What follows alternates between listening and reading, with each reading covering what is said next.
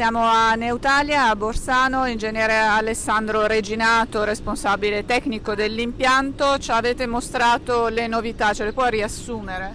Sì, direi che le principali novità hanno a che fare con tutta una serie di investimenti per ottemperare una serie di prescrizioni per la corretta regimazione, per esempio, delle acque meteoriche di alcuni blocchi dell'impianto. Dopodiché abbiamo fissato l'attenzione su dei miglioramenti dei presidi emissivi, in particolare su quelli per il monitoraggio in continuo del mercurio, che verrà installato a fine mese, e per l'ulteriore abbattimento degli NOx che verrà installato nelle prossime fermate programmate previste dall'estate fino a fine anno. In contemporanea c'è i lavori per la riattivazione anche della seconda turbina, la prima è stata riattivata a fine aprile e prevediamo di installare la seconda e quindi avviare per il pieno recupero e produzione energetica da novembre di quest'anno. Senta, abbiamo visto anche un nuovo sistema per caricare i rifiuti ospedalieri, che poi è stato detto pagato con 2 milioni da Ecoeridania. Come funziona brevemente?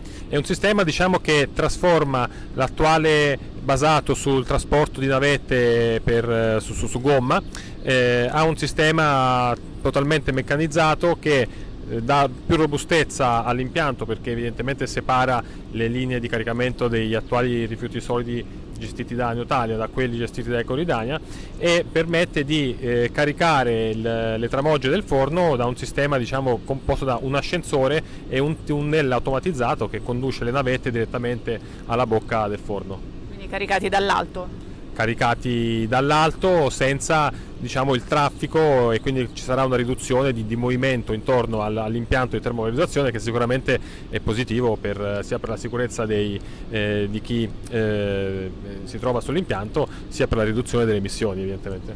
Senta, un'ultima cosa, i comitati hanno segnalato che ci sono spesso dei fermi dell'impianto, 3-4 giorni.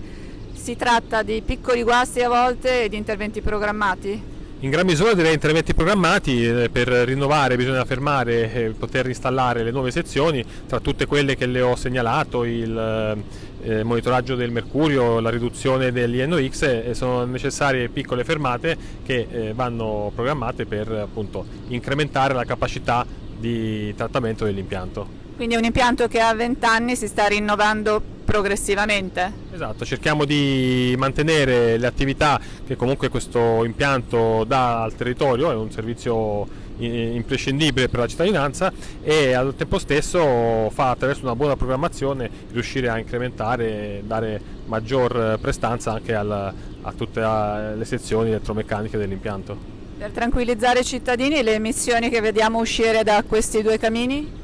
Le emissioni che non vediamo uscire sono assolutamente performanti. Abbiamo dei valori limiti nell'autorizzazione che sono rispettati in grande misura. Noi in realtà riusciamo ad abbattere il 90-95% degli inquinanti rispetto al valore limite, quindi è un impianto che da questo punto di vista ha una buona performance. Grazie.